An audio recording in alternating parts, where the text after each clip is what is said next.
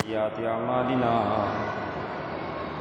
من يهدي الله فلا مضل له ومن يضلل فلا هادي له ونشهد أن لا إله إلا الله وحده لا شريك له ونشهد أن سيدنا وحبيبنا ومولانا محمدا عبده ورسوله أما بعد فأعوذ بالله من الشيطان الرجيم بسم الله الرحمن الرحيم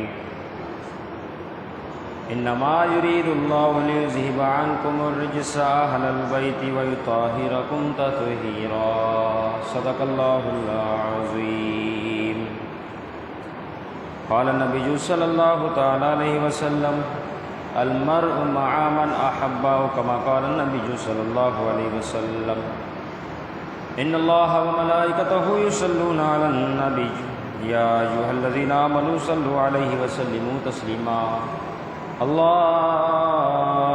صل على سيدنا ومولانا محمد طب القلوب ودوائها وعافية الأبدان وشفائها ونور الأبصار وضيائها وعلى آله وصحبه وبارك وسلم.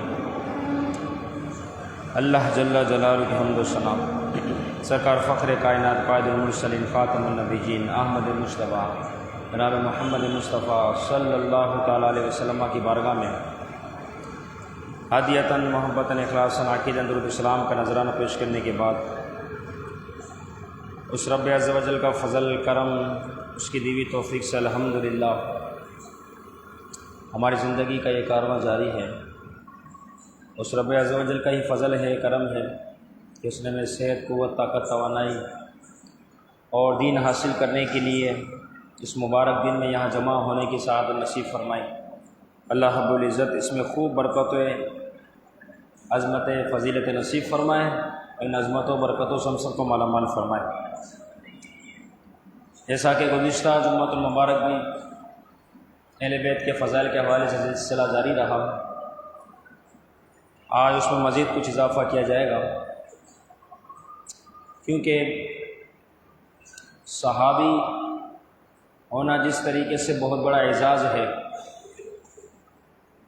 اسی طرح رسول اللہ کی اہل بیت ہونا بھی بہت بڑی فضیلت اور شان والی بات ہے کہ کوئی شخص ساری زندگی رکوع سجدہ میں پڑا رہے، دن میں روزہ رات میں قیام کرتا رہے،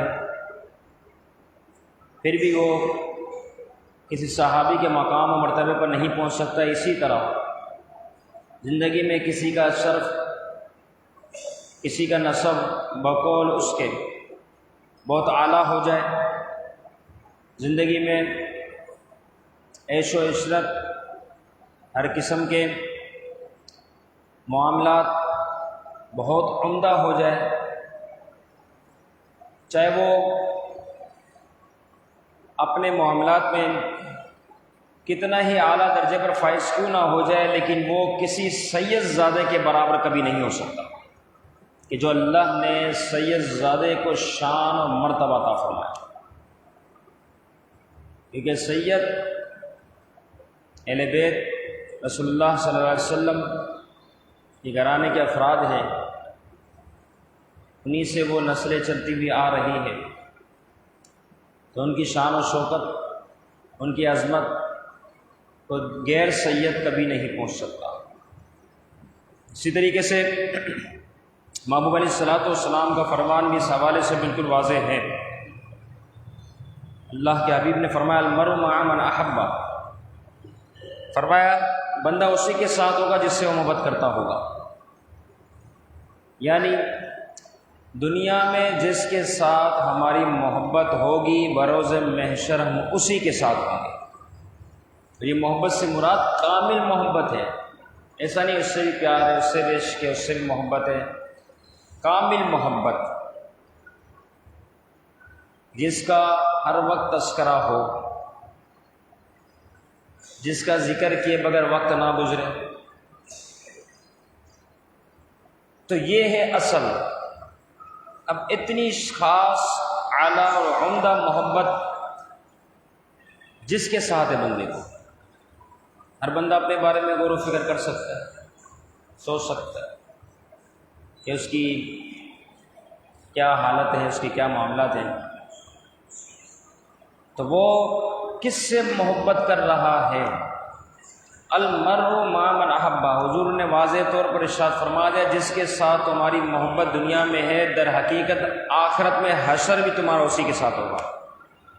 اگر ہماری محبت اہل بیت کے ساتھ ہے خاص، تو یقیناً بروز محشر ہم ان کے سائے میں پیچھے ان کے ساتھ جنت میں داخل ہوں گے۔ جو ان کا مقام مرتبہ ہوگا، ان سے محبت رکھنے والوں کو بھی اللہ تعالیٰ بہت شان عطا فرمائے۔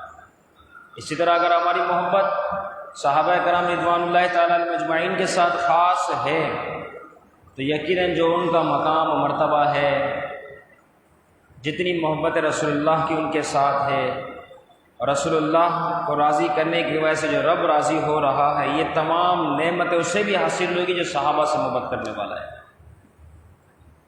تو یہ بڑی عمدہ شان رکھنے والی، اعلیٰ حیثیت رکھنے والی یہ مقدس نفوس قدسیہ ہے، چاہے وہ اہل بیت اطہار ہو، چاہے وہ صحابہ کرام ہو۔ اب یہ ذہن میں بات آتی ہے کہ اہل بیت کے اندر کون کون حضرات شامل ہیں، تو اس بارے میں یاد رکھیں تو حضور علیہ الصلاۃ والسلام کی تمام ازواج، آپ کے تمام صاحبزادے اور صاحبزادیاں، وہ الگ مسئلہ ہے کہ آپ کی صاحبزادی خاتون جنت حضرت فاطمہ الزہرا رضی اللہ تعالی عنہا سے ہی آپ علیہ الصلاۃ والسلام کی جو سادات کی جو یہ نسل ہے اس کا بڑھنے کا سلسلہ ہوا۔ دیگر جو ہے 3 صاحبزادے اور باقی 3 صاحبزادے اور، ان سے یہ سلسلہ نہ ہوا، ان کی نسل آگے نہ چلی۔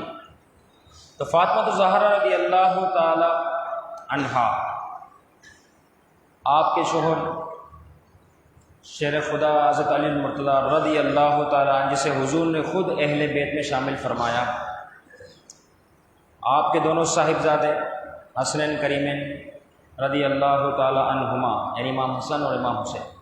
اب یہاں سے جو سلسلہ اولادوں کا چلا وہ ہے سادات، سید، اصل سید سردار وہ ہے۔ تو یہ ہے سادات کے حوالے سے اصل، کیونکہ جس طریقے سے اہل بیت کو شان و شوکت حاصل ہے، بیائی نہیں، اسی طرز پر حضور علیہ الصلاۃ والسلام کی تمام ازواج کو بھی شان و شوکت اور مرتبہ حاصل ہے کہ حضور کا ہر امتی انہیں اپنی ماں تصور کرتا ہے۔ اماں عائشہ صدیقہ رضی اللہ تعالی عنہا، حضور کے ازواج اس امت کے افراد کی مائیں ہیں۔ ازواج مطہرات کی تو وہ شان ہے جس کے بارے میں اللہ رب العزت قرآن مجید میں ارشاد فرماتا ہے، اور ان کی شان کو کیا خوب اجاگر کیا جاتا ہے کہ رب عز و جل نے ان کی شان کتنی پیاری بیان فرمائی۔ فرمایا یا نساء النبی لستن کاحد من النساء، فرمایا اے نبی کی ازواج، یا نساء النبی لستن کاحد من النساء، دنیا کی جتنی عورتیں ہیں ان میں سے تم کسی عورتوں کے برابر نہیں، کہ جو اللہ نے نبی کی بیویوں کو مقام و مرتبہ عطا فرمایا۔ اللہ رب العزت نے قرآن مجید سورۃ الاحزاب 22واں پارہ پہلا رکوع میں ارشاد فرما دیا کہ یا نساء النبی جی لستن کاحد من النساء، نساء میں سے جتنی عورتیں ان میں سے تمہاری جو شان و شوکت ہے اس کے مقابلے میں کوئی ایک بھی عورت نہیں ہے۔ جو مرتبہ شان و شوکت اللہ نے نبی کی ازواج کو عطا فرمایا، تو یہ تو ہے ان کی شان، ان کی شوکت۔ اسی طرز پر اگر یہ دیکھا جائے کہ اہل بیت سے محبت کرنا یہ واجب ہے، کیونکہ یہ ایمان کی اصل ہے، اس میں ایمان کی حفاظت ہے۔ تو یہ جہاں جہاں اہل بیت کا معاملہ آئے گا وہاں جس کو اہل بیت میں شامل کیا گیا ان تمام سے محبت رکھنا بھی ہر امتی پر لازم ہے اور ضروری ہے کہ وہ اہل بیت کے ان تمام افراد سے محبت کرے، کیونکہ المرء مع من احبہ بالکل واضح ہے اس حوالے سے، اور اہل بیت کی غلامی کا جو تاج ہے وہ اپنے سر پر سجائے۔ اسی طریقے سے یہ نسبت، یہ شان و شوکت بڑی شان والی ہے کہ اس کے بارے میں تو محبوب علیہ الصلوۃ والسلام نے خود ایک موقع پر ارشاد فرمایا۔ حضرت صفیہ رضی اللہ تعالیٰ عنہ حضور کی پھوپھی جان ہے، چند افراد بات کرے تو انہوں نے سن لیا، کہنے لگے کیا کہا حضور کی پھوپھی جان کو کہ یہ نسب، یہ رشتہ، یہ فلاں فلاں، یہ سب انتقال ہوا، دوڑی کٹ گئی، ختم، اب آگے کوئی فائدہ، کوئی نفع، کوئی سلسلہ نہیں، یہ دنیاوی معاملات ہے بس۔ محبوب علیہ الصلوۃ والسلام کی بارگاہ میں آپ کی پھوپھی جان حاضر بھی، عرض گزار ہوئی کہ اس طریقے سے وہ لوگ گفتگو کرتے ہیں۔ محبوب علیہ الصلوۃ والسلام ممبر پر تشریف فرما ہوئے، آپ علیہ الصلوۃ والسلام نے خطبہ ارشاد فرمایا اور فرمایا کہ تمہارا نسب، تمہاری سسرالی رشتہ داری اور تمہارے دیگر رشتے یہ سب کے سب ختم کر دی جائیں گے اور سب ختم ہو جائیں گے انتقال ہونے کے ساتھ، لیکن فرمایا کہ ایک میرا رشتہ جو جس طریقے سے دنیا میں قائم ہے اس طرح قبر میں بھی قائم ہوگا، آخرت میں بھی قائم ہوگا، کیونکہ یہ ہے اصل رشتہ۔ محبوب علیہ الصلوۃ والسلام کی طرف نسبت ہو جائے، اب وہ نسبت ختم نہیں ہوتی، وہ نسبت ہمیشہ کے لیے قائم و دائم رہتی ہے، اس میں برکتوں کا ظہور ہمیشہ ہمیشہ کے لیے ہے، کیونکہ یہ نسبت رسول اللہ کی طرف ہے۔ اسی طرح حضور علیہ الصلوۃ والسلام جو ہے وہ اللہ رب العزت کے محبوب ہیں کہ جسے رب کو راضی کرنا ہو اسے چاہیے کہ وہ اللہ کے حبیب کو راضی کرے، کیونکہ اگر اللہ کا حبیب راضی ہوگا، محبوب کریم راضی ہوں گے، سرکار دو عالم راضی ہوں گے تو اللہ بھی اس عمل سے راضی ہو جائے، کیونکہ مصطفیٰ کے رضا کے بغیر خدا نہیں مل سکتا جب تک کہ رب راضی، یعنی اس وقت رب راضی ہوگا جب اللہ کے حبیب راضی ہوں گے، تو مصطفیٰ کی رضا کے بغیر خدا نہیں مل سکتا۔ لیکن محبوب کی رضا کس میں پوشیدہ ہے؟ محبوب سرکار دو عالم، ان کے محبوب کون ہیں؟ مسند احمد کے اندر حدیث مبارکہ ہے، راوی فرماتے ہیں شاید محبوب علیہ الصلوۃ والسلام ظہر کی نماز تھی یا عصر کی نماز تھی، وہ ادا فرما رہے تھے، ہم پیچھے مقتدی اس طرح حاضر ہوتے، اس طرح ہم نماز پڑھ رہے تھے، محبوب علیہ الصلوۃ والسلام نے سجدہ کیا اور وہ سجدہ اتنا طویل ہوا، ہم حیران پریشان، ذہن میں بات آئی کہ شاید کوئی وحی کا نزول ہو رہا ہے، اس لیے محبوب نے اپنا سجدہ اتنا طویل فرما لیا۔ اس ذہن میں یہ بات بھی تھی کسی نے حملہ تو نہیں کر دیا، اللہ کے حبیب کو کوئی تکلیف تو نہیں پہنچی؟ بھابھی کہتے ہیں بس یہ بات میرے ذہن میں تھی، جب میں نے اپنا سر اوپر کیا دیکھا تو کیا دیکھا کہ حضور علیہ الصلوۃ والسلام کے پشت مبارک پر امام حسن تھے یا امام حسین سوار تھے، بیٹھے ہوئے تھے۔ اللہ کے حبیب نے یہ بھی گوارا نہ کیا کہ ان کو تکلیف پہنچے، کتنی محبت کا اظہار فرمایا، کتنی محبت، بڑی جماعت ہو رہی ہے، حضور سجدے میں ہے اور کافی وقت گزر گیا، پھر اس کے بعد اس سجدے کو مکمل کیا، اور پھر آپ علیہ الصلوۃ والسلام نے اسی طرح کئی جگہوں پر امام حسن و امام حسین رضی اللہ تعالی عنہما سے خصوصیت اور خاصیت، محبت جس کا کہا جائے، اس کا اظہار فرمایا کہ میری ان سے کتنی محبت ہے۔ تو اب نتیجہ یہ ہوا کہ مصطفیٰ کریم کی رضا کے بغیر خدا کی رضا نصیب نہیں ہو سکتی، اور جو محبوب کی رضا ہے وہ حضور کی اہل بیت ہے، لہذا جس نے حضور کے اہل بیت سے محبت کی اس نے حضور کو راضی کیا، جس نے محبوب سرکار دو عالم کو راضی کیا اس نے اپنے رب کو راضی کیا۔ تو یہ ایک سلسلہ ہے، یہ گھرانے سے محبت کا ایک انداز ہے جو خاص طور پر حضور علیہ الصلوۃ والسلام کی امت کو یہ درس دیتا ہے کہ جس آل کے بارے میں تم نماز میں برکت کی دعا کرتے ہو، اللہم صلی علی محمد وعلی آل محمد، دیکھو نا آل محمد آ گئے، اللہم بارک علی محمد وعلی آل محمد، کہ اللہ برکت رکھ اپنی رسول اللہ کی آل میں، اپنے محبوب کی آل میں برکتوں کا نزول فرما، ان پہ درود بھیج۔ تو اہل بیت کی شان اس قدر اعلیٰ ہے کہ ان پہ درود بھی بھیجا جا رہا ہے اور ان کے لیے برکت کی دعائیں بھی کی جا رہی۔ کس حال میں؟ نماز کی حالت، نماز کی حالت میں برکت کی بھی دعا ہو رہی ہے، درود کی دعا بھی ہو رہی ہے۔ یعنی درود سے مراد رحمت، اے اللہ اپنی خاص رحمت رسول اللہ پر نازل فرما اور ان کی آل پہ نازل فرما۔ تو جو رسول اللہ کی آل ہو، پھر ان کا ادب کتنا ہے، ان کا احترام کتنا ہے۔ اسی وجہ سے عمر بن عبدالعزیز، جسے عمر ثانی بھی کہا جاتا ہے، رضی اللہ تعالیٰ عنہ، جب کسی سادات سے یعنی سید زادہ سے ملاقات فرماتے تو فوراً ان سے دعا کرواتے کہ جس طریقے سے ہماری یہاں آپ سے محبت ہے بے آئینی ہی، یہ جو محبتیں ہیں اسے باقی رکھنا اور ساتھ ہی ساتھ اس محبت کو یاد بھی رکھنا، بروز محشر ہماری شفاعت ضرور کروانا۔ یہ اہل بیت ہے نا، اللہ نے ان کی بڑی شان و شوکت، بڑی عظمتوں کو بیان فرمایا ہے، کیونکہ ان کی رگوں میں محبوب کریم سرکار دو عالم صلی اللہ علیہ وسلم کا خون دوڑ رہا ہے، جو اصل سید ہے، اصل جس کا آپ کو پیچھے تعارف بیان کیا گیا، ان کی نسل میں سے جو سید چل رہے ہیں وہ نہ ہو کہ اپنے آپ کو بس سادہ ظاہر کرے جس کا پیچھے نسب ہی کوئی صحیح نہ ہو، وہ مراد نہیں۔ اصلاً سید جس کو کہا جائے، تو وہ آج کے کئی ایسے افراد ہیں جو نام کے آگے شاہ لکھ دیتے ہیں، پھر جب تحقیق کرنے پتہ چلتا ہے کہ سید تو ان کا دور تک کوئی واسطہ ہی نہیں ہے۔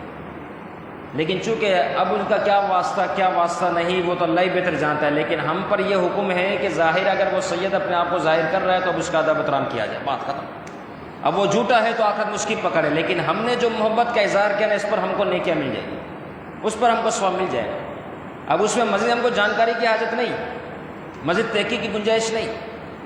جیسے کوئی فقیر آیا لینے کے لیے، آپ اس کو دے دو، اب آپ کو اس کی تحقیق کرو گے، ہاں تیرا باپ کون تھا، تیرے بھائی کتنے ہیں، تیرا خاندان کیا ہے، اس کی حاجت نہیں۔ آپ کو سمجھ آ رہا ہے اب دے دو، کیونکہ اپنے اوپر بھی تو غور کرے نا بندہ، صبح سے رات تک کتنے غلط کام کر لیتا ہے، پھر کیا رب اپنی رحمتوں کو تم سے دور کرتا ہے؟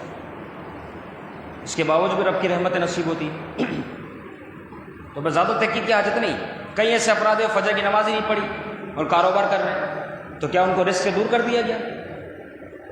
وہ الگ بات ہے، حساب کتاب پکڑ ناراضگی وہ سارا الگ معاملہ ہے، لیکن جس طرح دوسرے افراد جو نماز پڑھنے والے ہیں، عبادت کرنے والے، ان پر رزق کے معاملات ہیں، ایسے ان پر بھی تو ہے، ان کو بھی تو روزی مل رہی۔ تو بے آئینی اسی طرز پر جب سادات کا معاملہ آ جائے سید زادے کا، تو بندہ بس سوچ لے، سمجھ لے کہ یہ حضور کے آل میں سے ہے، اہل بیت میں سے ہے۔ ہم نماز پہ ان پہ درود بھیجتے ہیں، رحمت کی دعائیں کرتے ہیں، برکت کی دعائیں کرتے ہیں، لہٰذا ان کو خوب جی بھر کے ادب و احترام کیا جائے۔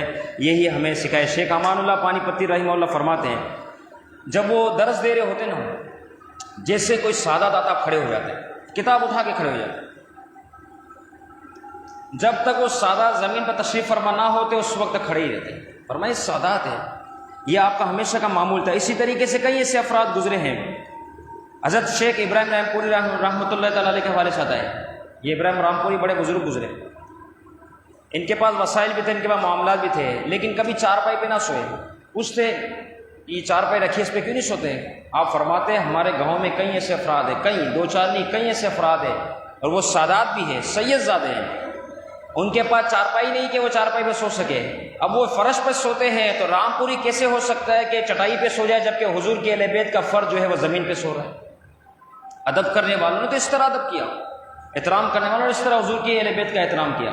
وہی بات ہے، جس کو جو کس حوالے سے نصیب ہو جائے پھر وہ اسی سے ہے۔ آپ دیکھو سیدوں کی محبت، یہاں تک یہ بات یاد رکھنا کہ محبوب علیہ الصلوۃ والسلام کے اس حوالے سے فرمان موجود ہے، جس نے میرے اہل بیت سے بغض رکھا اس کا ٹھکانہ جہنم ہے۔ تو اہل بیت ہے نا۔ اور سیدوں کی محبت کیا ہے؟ فرما سیدوں کی محبت اللہ اور اس کے رسول کی رضا کو پانے کا ذریعہ ہے۔ سیدوں کی محبت سے اللہ اور اس کے رسول کی محبت نصیب ہوتی ہے۔ اسی طرح سیدوں کی محبت دنیا و آخرت کی بے شمار بھلائیوں کا باعث ہے۔ سیدوں کی محبت شفاعت مصطفیٰ حاصل ہونے کا ذریعہ ہے۔ اور حضور علیہ الصلوۃ والسلام نے فرمایا جس کو یہ پسند ہو کہ اسے میری شفاعت نصیب ہو، اسے چاہیے کہ میری اہل بیت سے محبت کرے۔ اب یہ ایک سری الفاظ ہے بالکل.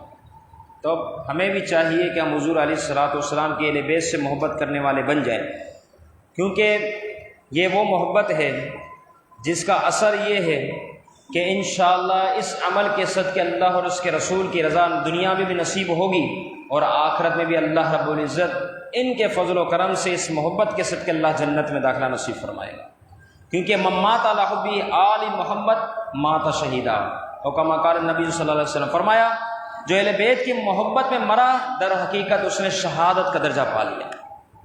اب اہل بیت کی محبت وہ والی ہوگی جس کا گزشتہ جمعے میں بیان ہوا ہے. اپنی طرف سے غلو نہیں کر سکتے. شریعت نے جس کے لیے جو دائرہ جو حد مقرر کی، اتنی محبت کا اظہار کرنا ہے. جو محبت کا ایک حد انداز مقرر ہے کہ جس کا جو مقام و مرتبہ فضیلت ہے اس کو وہ مقام و مرتبہ فضیلت دی جائے. صحابہ کا اپنا رتبہ ہے، اپنی شان ہے، اہل بیت کا اپنے فضائل ہے. تو اہل سنت وہ جماعت الحمدللہ شریعت کے مطابق چلنے والی ہے، نہ کہ اپنے نفس کے مطابق. شریعت نے جس کو جو مقام و مرتبہ دیا الحمدللہ اہل سنت اسی مقام و مرتبے کو اپلائی کرتے ہوئے اسی کی قائل ہے، اسی کے مطابق جو ہے درس بھی دیتی ہے، خود عمل کر کے بتاتی ہے کہ صحابہ کی یہ شان ہے جو اللہ نے بڑی بلند فرمائے. حضور کو ایمان کے حالت میں دیکھنا، ایمان کے حالت میں رخصتی پانا، تو یہ صحابہ کی شان ہے. اسی طریقے سے اہل بیت اطہار کی بھی شان ہے. تو جس کی جو شان ہے وہ اس کے مطابق رکھی جائے. اللہ ومن مات علی حب آل محمد مات مغفور لہ، فرمایا اہل بیت کی محبت میں جو شخص مرا اس کی بخشش مغفرت کر دی جاتی ہے. اسی طریقے سے اللہ خبردار ومن مات علی آل حب محمد مات طائبہ، فرمایا جو اہل بیت کی محبت میں مرا در حقیقت اللہ رب العزت کی طرف سے اسے یہ انعام ملا کہ وہ توبہ کرنے والا ہو کر اس دنیا سے رخصت ہوا. اور فرمایا ومن مات علی حب آل محمد مات مؤمنا مستکمل الایمان، فرمایا جو اہل بیت کی محبت میں اس دنیا سے رخصت ہوا اس نے اپنا ایمان کامل کر لیا. تو یہ ساری شان و شوکت ہے ہوئے اس وجہ سے کہ اس کی وجہ سب سے بڑی جو بنتی ہے، بنیادی وجہ وہ یہ ہے کہ ان کی رگوں میں مصطفیٰ کریم کا خون دوڑ رہا ہے. یہ مصطفیٰ کریم سرکار دو عالم صلی اللہ علیہ وسلم کے جسم کا حصہ ہے، اس کے لیے ان کی یہ شان و شوکت ہے. حضور علیہ الصلوۃ والسلام کا اس شخص نے پچھنا لگوایا، لگانے کے بعد آگے بڑھا، خون پی گیا محبوب علیہ الصلوۃ والسلام کا، لیکن حضور کا خون ہے نا، کوئی عام بات تو نہیں. حضور نے بلایا، وہ خون کہاں ڈالا؟ وہ پچھنا لگانے والا شخص تھا نا، وہ کہنے لگا حضور میں سے پی گیا. محبوب علیہ الصلوۃ والسلام نے جیسے اس بات کو سنا، آپ علیہ الصلوۃ والسلام نے فرمایا تو نے اپنے جسم کو جہنم سے آزاد کر لیا.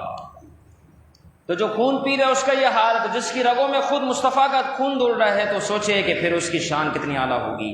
اسی طریقے سے آخری بات، مالک بن سنان رضی اللہ تعالیٰ صحابہ رسول جنگ احد میں حضور کے ساتھ تشریف فرما ہے. آپ علیہ الصلوۃ والسلام پر جب کفار نے حملہ کیا تو حضور علیہ الصلوۃ والسلام کو جو چوٹ لگی، جو آپ زخمی ہوئے، اس میں جو خون نکلا، مالک بن سنان رضی اللہ تعالیٰ صحابہ رسول نے اس خون کو لیا، چوس لیا، پی گئے. حضور نے فرمایا کہاں ہے وہ خون؟ کہاں گرایا؟ کہاں پھینکا؟ کہاں ڈالا؟ تو مالک بن سنان رضی اللہ تعالیٰ نے حضور یا رسول اللہ آپ کا خون تھا، پاکیزہ خون، اللہ کے حبیب کا خون، میں نے پی لیا. پھر محبوب علیہ الصلوۃ والسلام اس موقع پہ اعلان فرمایا جس شخص کو جنتی کو دیکھنا ہو مالک بن سنان کو دیکھ لے. تو یہ خون پینے والوں کی یہ شان ہے جو رسول اللہ کا جنہوں نے خون پیا، کیونکہ اللہ کے حبیب کا خون ہے. تو پھر جن کی رگوں میں خون دوڑ رہا ہے یقین ان کی شان کتنی اعلیٰ ہوگی. اللہ تعالیٰ تمام اہل بیت اطہار، تمام صحابہ سے ہمیں سچی پکی محبت نصیب فرمائے. وما علینا الا